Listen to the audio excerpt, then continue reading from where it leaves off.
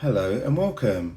In this video I'll show you how to power on the PlayStation 5 controller, how to power it off and how to charge it. So let's begin. You'll notice in the centre of the PlayStation controller the PS logo. That's the power button. So to power on, I just need to press this.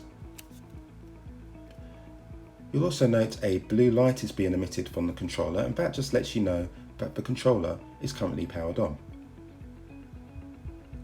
To power off the controller, we use the same PS button, but this time press and hold. After a short while, the blue light will go out, at which point the controller will be turned off.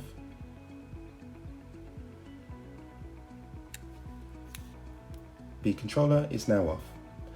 And finally, let me show you how you charge the PS5 controller. You turn it to the rear or the front, depending on how you see things. And just here, you'll notice a USB Type-C connection. So I have a USB Type-C charger.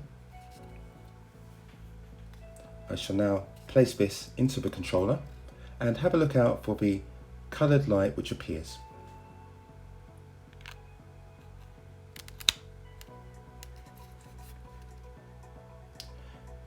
Hopefully you can make out an orange hue there, and that lets you know that the PS5 controller is now charging.